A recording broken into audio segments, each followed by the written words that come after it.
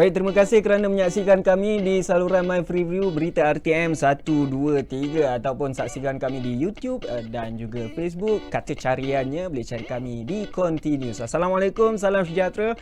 Bersama dengan saya Faiz Azlan selama 30 minit pada malam ini cerita mengenai masa depan industri keusahawanan negara fasa endemik. Kalau saya kesorangan, sudah semestinya saya bukan orang yang boleh bercerita mengenai perkara ini, tetapi yang pentingnya saya bawakan dua orang figura. Ceritanya bersama dengan Ko Adli Fazli, usahawan perniagaan makanan dan juga minuman, dan juga Encik Muhammad Faruqi Osman, pengusaha agensi pelancongan. Cerita dengan lebih lanjut mengenai bagaimana perniagaan dalam fasa era ke arah endemik. Terima kasih banyak bersama dengan kita pada malam ni, Encik Faruqi, Bro Ko, usahawan perniagaan makanan dan minuman, ataupun lebih tepat sekarang penceramah. Ya, kan? Lebih kurang.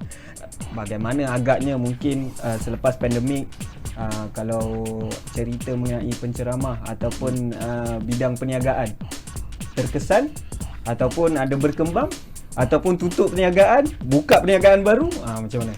Baik. Terima kasih Faiz.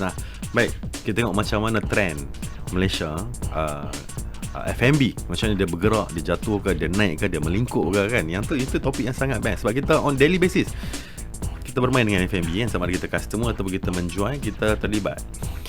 Waktu awal-awal PKP kan. Waktu awal-awal PKP, semua orang risau, tak boleh nak cari makan. Betul. Dan bisnes melingkup, kita pun duduk kat rumah jadi gemuk. Kan, semua benda yang berlaku dan semua Allah merehatkan kita. Memang kita merehatkan dan bisnes memang heavily affected. Tapi di PKP yang kedua ada berlaku miracle. Sebab sebelum tu kita dilepaskan seketika. So token-token kedai makan F&B players ni, tak kira lah token kedai makan, token pasar tani, token janji bermain dengan makanan minuman, dia berlaku lonjakan luar biasa. So orang keluar pergi makan hari-hari dan sale dia pun yang tak pernah mencatat keuntungan yang dahsyat-dahsyat. Kali ni dahsyat, dia semua break record. Dan lalu orang order dari rumah ya betul. Grab dan Foodpanda, all those big names yang e-hailing punya berkaitan makanan ni, dahsyat sale dia pun dahsyat, boleh beli kereta lah cerita lah. Tetapi lepas tu market dibuka. Bila market dibuka, berlaku another lonjakan. Sebab kali ni memang dibebaskan. Kan, dibebaskan sebebas-bebasnya, sale buat banyak-banyak. Tetapi now ni cerita lah ni, bila market dah normalize, semua orang start rasa sale dah start jatuh. Dan jatuh menjunam ke? Dia tidak jatuh menjunam, tapi cukuplah nak bagi rasa sedih kenapa kita tak dapat sale yang macam sebelum ni. Yes. Yang tu yang tengah berlaku, dan saya always percaya dia affecting semua juga. Sama je, bukan makanan sahaja, semua industri sama. Kan, waktu PKP dia melonjak, berlaku jadi gila-gila. Lepas tu lah ni semua orang dah start rasa jadi biasa. So orang dah start jadi okey ke kita punya kewangan, okey ke buying power pada problem ke, politik tak stabil ke, why is it happening? Ni semua orang dalam tanda tanya. Kata market tengah soft, bila akan berakhir isu-isu macam ni. Ni isu waktu ni grey area saya panggil. Orang tengah tertanya-tanya. And of course orang akan menunggu dengan bajet lah, everything apa government nak bagi, kan, adakah boleh membantu. Benda tu sekarang ni best topik yang menarik. Encik Faruqi, cerita mengenai sektor pelancongan. Ada kesan kenaikan, kesan lonjakan selepas PKP. Semua rasa macam tak keruan. Baik, kita keluar rumah, kita berjalan lah. Asyik duduk rumah je, stres dengan kerja lah. Tapi bila dah diberikan ruang untuk bercuti, dalam masa yang sama nak bercuti luar negara ke dalam negara, pilihannya mana yang terbaik sebenarnya bila nak bercuti ni, Cik Faruqi? Okey, baik. Okey, dalam sektor pelancongan dia agak berbeza dari sudut F&B tadi lah. So kalau sektor pelancongan ini, kalau dalam fasa kita panggil fasa pandemik itu, masa kita dalam keadaan kurungan, semua tak boleh nak buat apa. Kita memang zero, tak boleh nak bekerja, tak boleh nak buat apa-apa lah. So, dan semua orang tak boleh nak keluar. Betul. Okay, sekarang setelah negara kita mula mempermudahkan ataupun membuka kelonggaran bermula daripada Januari pada 2022 ini, so ramai orang kita mula dah membuat-buat nak membawa family pergi holiday. Ramai orang mula memilih percutian yang agak bajet lah. Sebab kita faham dalam keadaan sekarang ekonomi kurang memberansangkan lah, kita boleh katakan. Ada yang memilih package untuk pergi ke luar negara, tapi yang agak murah. So mungkin dia akan pilih pergi ke selatan atau ke negara-negara jiran, ataupun ada juga yang ada bajet yang lebih sikit, dia akan pergi ke Langkawi ataupun pergi ke pulau-pulau. So kita bermula dengan pulau-pulau di sebelah Sabah. Dan di sana memang pulau yang bertaraf antarabangsa. So memang banyak yang pergi. Dan sekarang setelah bermula fasa ke fasa sampailah ke tahap bulan 6. Selepas bulan 6 saya ingat saya ada perubahan dari sudut harga penerbangan. So harga package mula naik. So jadi bila harga package mula naik, pelanggan kita dah mula memilih destinasi yang lain. Betul. Bukan salah mereka lah untuk memilih kan, tapi kita kena tengok dari sudut itu juga. Kadang-kadang faktor kenaikan harga yang agak tinggi. Contoh kan sebelum ni kita pernah dengar penerbangan pergi ke sebelah sana, Sabah Sarawak, harga terlalu tinggi sama dengan pergi London kan. So itu faktor dia yang membuatkan rakyat kita mula memilih destinasi yang lain yang lebih bajet dan juga lebih jimat untuk diorang bawa satu family. So kita kena ingat sekarang ni trend diorang pergi holiday. Pergi holiday, diorang suka bawa family. Sebab kita dah 2 tahun ke 3 tahun duduk di rumah. Betul. Dah memang tak fikir benda lain dah, nak pergi bawa family, nak pergi duduk tepi pantai ataupun nak duduk satu hotel dan nak pergi shopping dalam keadaan bajet yang diorang punya bajet lah kan. So jadi itu yang saya nampak lah. Dan kita tengok trend sekarang dalam bulan 9 yang lalu, kita dikejutkan dengan berita ramai rakyat kita membanjiri negara jiran. Yang tu saya simpan tu. Sebab cerita mengenai negara jiran ni panjang ceritanya. Banyak yang kita nak tahu, kita nak update mengenai perjalanan mereka ke luar negara. Tetapi tak jauh pun, serta Thailand je sebenarnya. Kat negara jiran tu. Broku, kalau cerita mengenai bagaimana dan kenapa sebenarnya apa yang merancangkan industri usahawan dan juga perniagaan. Sebagai seorang usahawan, tadi cerita mengenai agensi pelancongan, dah pergi bercuti lah? Dah. Tak habis lagi demam kita ni kan. Demam bercuti ni masih tidak habis lagi ni kan. Masih lagi. Jadi sebenarnya ada banyak bantuan yang diberikan untuk peniaga-peniaga kita, antaranya bantuan kewangan, modal pembiayaan. Adakah sebenarnya itu cukup dan membantu kepada usahawan kita dalam memastikan mereka buka perniagaan tetapi tidak tutup kembali ke perniagaan, dan dalam masa yang sama perniagaan tu boleh beroperasi jangka masa panjang? Baik, ini soalan textbook ni. Syat ni soalan ni kan. Baik, macam ni. Cerita bab government nak memberi bantuan, memberi subsidi, memberi geran ni daripada zaman Piramli lagi dah. Lama dah. Sentiasa ada. Dan dia ada beberapa mazhab lah kan, yang orang pegang. Mazhab yang pertama adalah kata kita tak perlukan bantuan government, kita kena berdiri dengan kaki kita sendiri. Boleh dan kita kena, of course, ramai masyarakat Melayu kita berjaya. Itu mazhab yang pertama. Mazhab yang kedua adalah kata government dah bagi duit, takkan tak mau pergi minta. Betul. Minta dan mereka selalu dapat these facilities, dapat duit dan dapat dan kita heran, hang ni pakai kabel ke? Kan? Padahal adalah dia tahu. Mazhab yang ketiga adalah aku tak tahu apa-apa langsung yang berlaku dalam Malaysia ni, aku berniaga je. Kan? So kita ikut kita mazhab yang mana. Tapi saya menjawab pada soalan Faiz tu kan. It's not about cukup ataupun tidak, ataupun ada ataupun tidak. Sebab ada bajet ni, tahun ni akan ada bajet, tahun depan akan ada bajet, dan memang usahawan akan ada allocation punya bajet. Yang tu memang kita tak payah risau. Sebab untuk pembangunan usahawan always akan ada bajet. Tetapi isu yang kat Malaysia ni yang berlaku ni adalah about brand awareness. Sampai tak sampai maklumat ni kan. Orang kata kita government memperuntukkan 80 juta untuk sektor ni, government memperuntukkan 100 juta, 40 juta. Tapi tak pernah rasa pun kat bawah. Peruntukan ada, yang kat bawah tu dapat ke tak dapat? Yes, itu isu dia, orang komplain. Dan saya tidak mahu melihat yang kata government ini tidak menyediakan lah. Kita duduk selesa, duduk dalam konti ni, elok, menyawa semua okey dah. Saya lebih tengok kepada usahawan tu sendiri kan. Sebab bila kita kata berniaga ni, dia kena ada ability untuk melihat, ability untuk mengambil tahu, ability untuk mengambil peluang. Dan ramai orang tak tahu. Tengoklah nanti kan, akan ada aja kan setengah orang tu langsung tak pernah tahu langsung kewujudan Grant pun tak tahu. Yang dia tahu Grant tu keren kereta. Yang tu jaga Grant datang apa? Tak tahu apa Grant tu. Dan Grant adalah fasiliti yang government bagi dan tak banyak balik.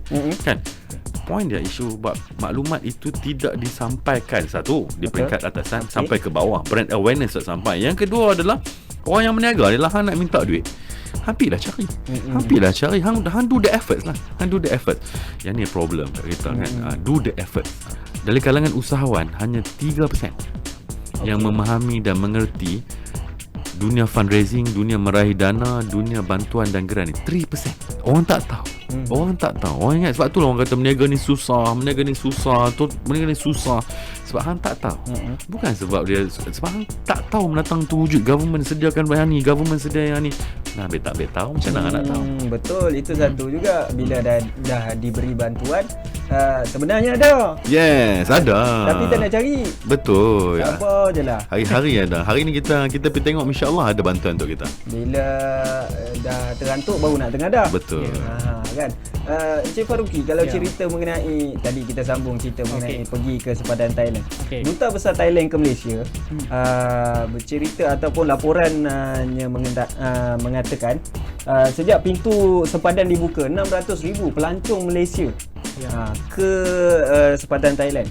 Dan dijangkakan hujung tahun lebih kurang 1 juta pelancong ke Malaysia. Lebih kurang 1 juta pelancong Malaysia ke selatan Thailand.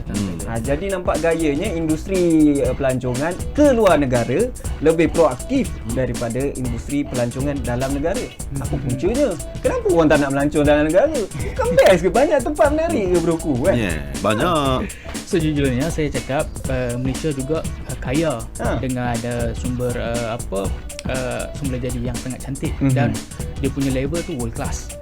Jadi sekarang macam kita beritahu tadi, orang dah membuat nak pergi travel dan selatan Thailand adalah menjadi tumpuan. Kenapa tidak di utara Malaysia seperti di Singapura? Sebab di selatan Thailand lebih murah. Sebab of cost untuk nak pergi travel tu murah dan akses nak pergi sana mudah. Kalau kita bayangkan daripada sini kita nak pergi ke Hat Nyai, just go straight, tak payah belok-belok. Pergi ke kita punya border immigration pun just suar pasport macam dengan kita nak bayar tol je. And hanya di Thailand kita kena turun sikit lah. Itu pun tak susah. So itu membuatkan faktor utama membuatkan rakyat kita suka pergi sana. Satu family, bayangkan 5 orang naik kereta boleh belanja dalam 1,000 3 hari 2 malam. Dan pada masa yang sama kita tak boleh menyalahkan rakyat kita juga. Dan pada masa yang sama kita agak sedih. Tempat kita ataupun domestik kita agak terjejas. Tapi macam mana kita nak buat? Sedangkan kalau kita tengok di negeri Kedah sendiri kan, Pekan Rabu, Pekan Melayu, Pekan Cina ataupun Masjid Zahid itu sudah dipinggirkan. Tiada promosi, tiada agensi yang ingin membuat promosi lah. Agensi pelancongan tak promote? Kita cuba nak mempromote. Kita memang sentiasa promote. Macam saya sendiri pun, saya selalu join dengan Kementerian Pelancongan untuk pergi buat sale call. Yang pernah saya join di Kazakhstan, yang akan datang saya akan ke London dan juga ke Nordic untuk mempromosikan Malaysia kepada rakyat sana.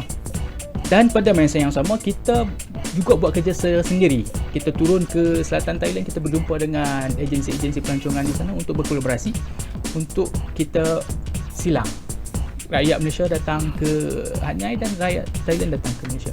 Cuma sekarang kita nak mempromosi lebih-lebih tentang keindahan yang ada di negeri Kedah, di Penang terutamanya sebab dia selalu hampir dengan Thailand. Ialah satu faktor modal yang banyak yang kita nak kena promote kan, dan kita hanya mampu mempromosi melalui media sosial yang agak terbatas itu. Betul. kalau nak cerita mengenai promo ni bukan setakat satu pihak sahaja. Ya, betul. Ada Dia pelbagai membangunkan. peringkat perlu melalui dan dalam masa yang sama saling bantu-membantu. Ya, Kalau setakat agensi pelancongan yang kat bawah sahaja pun faham-faham je lah Okey, kita akan berehat seketika. Kita akan kembali lagi selepas ini cerita lebih lanjut bagaimana usahawan-usahawan yang akan mendepani fasa ke arah endemik ni, macam mana nak lebih maju ke hadapan ataupun terkebelakang. Kejap lagi kita akan bincangkan dan kupas lebih lanjut dalam Bual Konti Bukan Sembang Biasa #menjentik masyarakat.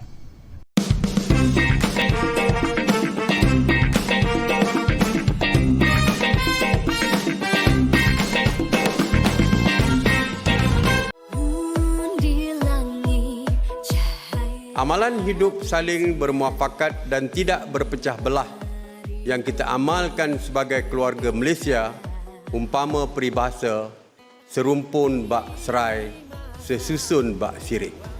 Apa yang dilakukan oleh kerajaan adalah mengharmoni dan mengangkat nilai ini sebagai panduan mengukuhkan lagi kekuatan Malaysia dengan keunikan pelbagai agama, bangsa dan kaum.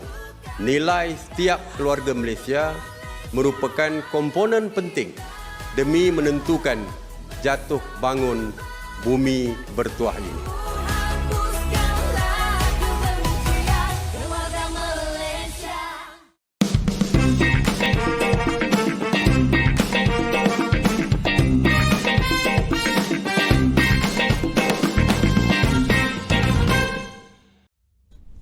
Bersambung lagi kita dalam Bual Konti Bukan Sembang Biasa #menjentik masyarakat. Kita tak mau mukadimah lebih panjang. Tadi dah cerita banyak dah. Separuh masa yang pertama bersama dengan Muhammad Faruqi Osman, pengusaha agensi pelancongan, dan juga Ko Adli Fazli ataupun Broku, usahawan perniagaan makanan dan juga minuman, ataupun sekarang motivator kepada abang-abang ataupun peniaga-peniaga F&B kita. Jadinya kita nak cerita bagaimana sebenarnya nak sustain. Kalau cerita tadi mengenai bagaimana bantuan dah ada tetapi peniaga-peniaga tak tahu, tetapi dalam masa yang sama nak sustain, nak kekal, nak lama dalam perniagaan, sebenarnya apa faktor-faktor yang menyumbang kepada perkara tersebut. Kalau ikut kan harga barang semakin naik, nak kata turun susah. Bila dengan naik, laju. Bagaimana memberi kesan juga kesan langsung kepada perniagaan. Baik. Saya suka topik ni. Kan, macam ni. Saya bercakap dalam topik layman lah. Orang biasa-biasa kan, orang biasa-biasa. Kami berniaga pakcik tepi jalan, kami buka restoran, kami buka gerai, yang tidak sangat memahami senario Malaysia. Apa dia inflasi, berapa percentage, everything. So, apa ni yang tidak memahami. Yang dia tahu sel, kalau kerang naik, dia tahu daging naik. Kan, apa government apa yang berbuat ni, kami naik. Bila barang tu naik, harga barang pun kena buat. Betul. So cerita bab tu dia cerita heavy, topik yang sangat heavy. Saya suka alihkan sikit. It's all, orang yang berniaga ni, it's all about duit lah. It's all about sale. So kalau kita nak cerita pasal inflasi, dia pun tak tahu nak buat macam mana. Bukan boleh kontrol. Ayam naik bukan nak buat apa, takkan nak buat berpiket kat depan Putrajaya tu. Kan, so apa yang dia buat adalah meneruskan kehidupan. So saya cerita topik yang sangat menarik, which is TikTok. Dan kalau tanya saya, TikTok dah duduk nombor 1 dalam ranking social media kat Malaysia ni. TikTok duduk nombor 1. Dan kalau kita boleh tengok orang spending time dekat TikTok, ya Allah, banyaknya masa orang Malaysia kita ni kan, walaupun berniaga ada masa banyak untuk tengok TikTok. Dulu kan orang nak buat marketing, dia nak kena spend, nak kena spend duit yang sangat banyak, nak masuk TV mahal, nak masuk radio mahal, nak buat iklan kat Facebook mahal. Tapi disebabkan kewujudan dan kemunculan TikTok ni, orang boleh buat konten dan TikTok dengan hanya satu konten. Yang sebelum ni kedai kita suram, orang tak ada, sale tak ada, kita duduk menangis kat tepi tangga, rasa sedih. Dengan hanya satu konten yang luar biasa, yang mampu menarik minat dan kalbu, esoknya orang boleh jadi penuh dan sale boleh naik balik dan menyelamatkan dunia makan mereka lah kan. So saya nak menyeru lah, bukan katalah industri F&B sahajalah, semua industri, tourism, agriculture, semua orang nak kena memahami sokmed. Social media is everything lah at the moment. Content is everything. Untuk itu content is king. So hang kena pandai bermain dengan content di social media, particularly TikTok. Main dengan TikTok, Kita boleh di TikTok kita akan tahu trend orang suka makan apa makanan yang terbaru, kat mana orang suka pi, macam mana buying power orang. Kita boleh dictate market dengan hanya TikTok. So untuk semua orang yang sedang rasa gundah gulana, rasa sedih hati, rasa macam nyawa dia dah tersangkut-sangkut, budget dia punya capital, duit tak apa nak cukup dah because of terlampau lama bertahan waktu PKP kan. Ingat pesan saya kan, hang main TikTok hang main TikTok, hanya ada tengok orang godek-godek Betul. kan. Hang main TikTok ni kacang ya. Semua orang ada telefon. Dan semua telefon ada kamera. Jarang lah tak ada kamera kan. Itu adalah senjata utama kita lah. Jangan kata TikTok untuk orang muda je. Tak. Kalau kita yang tengok tu, yang awak down tu, tengok tu dah naik lah. Sekejap je awak pegang je kamera tu, cakaplah depan kamera tu, cakaplah macam mana pun. Dia akan melalui beberapa fasa, peringkat demi peringkat, kalau kita nak mahir. Tetapi kena bermula. Kalau tak bermula, macam mana kita nak mahir kan? Kalau cerita mengenai industri pelancongan pula Encik Faruqi, kalau tadi cerita mengenai bagaimana media sosial boleh membantu, tetapi dalam masa yang sama, Kementerian Pelancongan Seni dan Budaya telah pun melancarkan Pelan Pemulihan Pelancongan ataupun TRP 2022. Dia berikan voucher dan juga diskaun ataupun rebat kepada kita lah, saya lah sebagai orang yang membeli yang ingin melancong. Dalam masa yang sama, adakah perkara itu membantu ataupun boleh ditambah baik? Okey. Pertamanya saya setuju yang Broku cakap tadi berkenaan tentang TT sangat banyak membantu dari sudut promosi dan sebagainya. Ada dah TikTok memang promote perniagaan dalam tu. Sebenarnya TT ni dia naik di era pandemik. Betul. Dan sebab kan orang tak boleh pergi mana, orang scroll. So di situ dia mula naik sehingga kalah dia nombor 1 sekarang kan. Dan daripada situ juga tempat-tempat pelancongan mula dikunjungi. Sebab orang tengok menarik, sebab 3 minit video. Dan yang kedua yang berkenaan tentang Saudara Faiz cakap tadi berkenaan tentang voucher voucher yang diberikan dalam TCP sebelum ini. Memang ada yang diberikan kepada kita, tetapi penyaluran dia tu nampak kurang memberangsangkan. Cuma di platform tu dia menjual kebanyakan kepada produk. So untuk nak membeli package tu dia kurang sesuai, sebab package ini dia kena custom made. Kadang-kadang kita tak block hotel tu. So jadi bila customer nak pergi, dia nak kena confirmkan dan sebagainya. So dia agak susah. Dan dari segi promosi pun agak kurang. Mungkin saya boleh tanya Broku, ada tahu tak tentang voucher ni? Saya soal hari tu saya pergi mata saya tahu. Kan? Okey. Tapi percayalah cakap saya ramai orang tak tahu. Banyak orang tak tahu. Sebab yang tu orang yang pergi Mata Fair. Betul. Yang pergi Mata Fair, dan waktu di tahun lepas Mata Fair tak ada. Mungkin tahun ni mungkin pernah pergi kan, tak ada. Dan tahun lepas ada. Lagilah orang tak tahu. Betul. So jadi bagaimana voucher tu nak jalan, dan penyaluran dia ke platform yang disebut tadi Saudara Faiz tadi kurang tepat kerananya tidak melalui agensi pelancongan. Sepatutnya dia kena flow dia pergi ke agensi pelancongan. So jadi dia akan membantu ke semua pihak. So jadi daripada bawah sampai ke atas akan mendapat benefit daripada situlah. Jadi sebenarnya platform-platform yang ada kena perlu tambah baik. So jadi kalau Saudara Faiz masuk ke platform, bagi je lah agensi pelancongan tu direct. Ya, itu lebih tepat. Kalau katakan Saudara Faiz masuk ke platform tadi kan, platform yang kita sebut tadi, mungkin nak dapatkan etiket kat situ tak terlintas pun nak cari. Kecuali ada promosi yang keluar daripada platform itu. Kalau ada yang buat iklan, buat ad sale macam tu, keluarlah benda tu. Betul. Sebab sekarang ni kan macam dengan tadi Broku sebut tentang TV kan, dia sangat efektif. Maksudnya kalau katakan dari segi sudut promosi, bukan kata agensi kerajaan juga perlu menggunakan platform ni untuk buat promosi. Broku, kalau cerita mengenai berniaga yang sustain pun susah nak cari, yang nak perniagaan berkembang pun susah nak dengar. Ini kan lagi orang yang baru nak berniaga. Betul. Bagaimana rasanya ataupun apa yang boleh diperkatakan, boleh dibagi tahu kepada orang yang baru, sebenarnya mereka membuat-buat nak berniaga. Rasa macam aku tak ada kerja ni, tetapi aku rasa aku perlu lakukan sesuatu. Aku nak berniaga. Tetapi bagaimana nak memulakannya dan bagaimana titik tolaknya untuk jangka masa akan datang? Baik. Dahsyat soalan saya. Soalan saya semua berat-berat. Baikkan Encik Faruqi kita semua soalan-soalan seronok dia nak jawab. Baik, macam ni kan. Gurau-gurau bang. Okay, baik. Macam ni. Berniaga ni dia faham konsep macam ni. Berniaga ni adalah benda yang Nabi suka. Yang Nabi suka.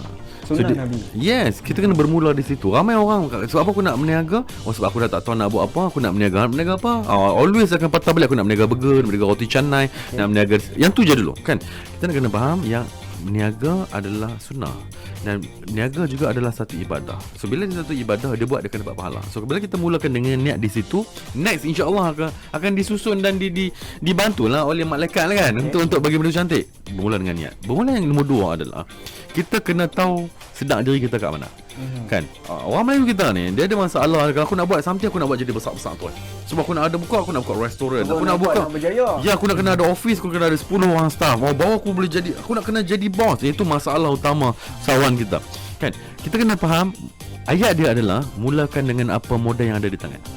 Kan? Mulakan dengan apa modal yang ada di tangan. Kalau kita tengok dalam poket kita ada 300 kan, mulakan 300, tak ada masalah langsung. 300 boleh tak berniaga makan dengan 300? Boleh sangat. Boleh ya amat. Ya amat. Contohnya kan, katalah kita ada RM300 dan kita kata aku nak berniaga apa, aku nak masak pun aku tak pandai. Kalau orang lain aku nak kena tukang masak daripada Thailand, aku nak main Indonesia, aku nak kena cari chef. Tapi RM300 nak buat macam mana? So saya akan tanya, hang pandai masak apa? Saya tak pandai masak apa, broku. Takkan hang tak erti masak langsung? Boleh lah broku, takat Maggi. Kita berniaga Maggi ya. 300 ada. Maggi ada. Okey, dia boleh berniaga dah. Okay, dan sekarang ni, kata nak berniaga macam mana? Allah, kita dah ada Facebook group, kita dah ada TikTok and everything, dah boleh pakai. Dan yang paling best, kita ada Grab, Food Panda dan semua all this e-hailing yang boleh membantu kan. Hang sudip ada kat rumah, ada sudip, dapur, tong gas ada. Bermulakan dengan apa yang di tangan, apa yang ada di dapur, dengan apa yang hang reti masak. Lepas tu dia akan buat duit. Dan dia akan bermula dengan sangat cantik. The problem is, kalau hang start meminjam, hang start awal-awal tu nak jadi besar, kat sini dia akan tersangkut. Buat apa yang kita reti, modal apa ada kat tangan, barang apa ada kat dapur, insya-Allah banyak duit kita. Tak ada siapa bagi kita berniaga dari rumah tak boleh kaya. Tak ada. Cerita mengenai media sosial ni Encik Faruqi. Kalau cerita mengenai agensi pelancongan yang menyediakan pakej-pakej pelancongan, pakej haji balik hari. Tu scam tu. Jadi dekat dalam media sosial ni ada banyak pakej. Kita nak tahu sama ada pakej tu scam ke tak scam ke, bagaimana nak buktikan sebenarnya pakej yang dekat dalam media sosial tu benar ataupun tidak. Kang jadi yang pakej haji balik hari tu. Okey, faham. Okey, kalau kita tengok di media sosial, ada banyak yang mempromosikan tentang pakej-pakej pelancongan. Ada yang murah, ada yang mahal. Okey, kita boleh lihat ada di contohnya macam dengan DTT kan. DTT dia mempromosikan video sesuatu tempat tu, tapi dia punya nama bukan nama agensi. Dia nama individu. Tetapi bila kita tengok dia punya dekat profile, dia akan ada tulis kat situ agensi pelancongan dengan license number dan sebagainya. Jadi saya nak mencadangkan kepada masyarakat di luar sana yang mana nak memilih pakej-pakej pelancongan supaya tidak terkena dengan macam dengan saudara Faiz cakap tadi, pergi pakej balik haji kan, pergi haji balik hari. Okey, jadi dia orang boleh tengok dan boleh selidiki dulu. Dan yang menjadi isu kebanyakan kita dengar kebelakangan ini ataupun sebelum-sebelum ini adalah agensi tersebut tidak berdaftar. Tetapi gaya dia, cara dia macam dengan agensi yang berdaftar. So jadi itu kena hati-hati. Kadang-kadang pun sama juga, kita kena educate kita punya style lah. Jangan nak murah saja. Dengar murah tu nampak macam tak logik, tapi janji murah aku belilah. Tapi kalau kita tengok daripada segi pada basicnya tak logik. Kalau nak pergi ke contoh pergi ke Langkawi, harga nak 100, pergi 3 hari 2 malam, mana masuk akal? Cadangan saya ataupun nasihat saya, pastikan selidiki dahulu agensi tersebut sama ada yang berdaftar ataupun tidak berdaftar. Bandingkan, jangan tengok harga yang murah tu nampak cantik, nampak murah, nampak wangi, semua elok. Tak semestinya murah tu menarik, dan tak semestinya yang murah itu nak hebat kan, nak pergi pakej kayangan tapi nak bayar harga tersebut.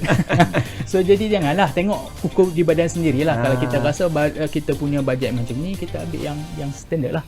So jadi itu dia punya tips dia. Baik, cari platform di media sosial. Boleh lihat kita di Facebook Jauhar Asia Vacation.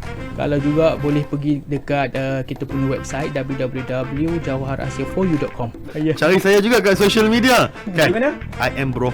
Cari I am Broku, ada dekat TikTok, ada dekat FB, ada dekat IG. Terima kasih banyak kita ucapkan kepada Ku Adli Fazli, usahawan perniagaan makanan dan juga minuman ataupun Broku, serta Encik Muhammad Faruqi Osman, pengusaha agensi pelancongan, yang bersama dengan kita dalam Bual Konti Bukan Sembang Biasa #menjemput masyarakat. Sampai kita jumpa lagi. Assalamualaikum warahmatullahi wabarakatuh. Jumpa lagi minggu hadapan. Bye-bye.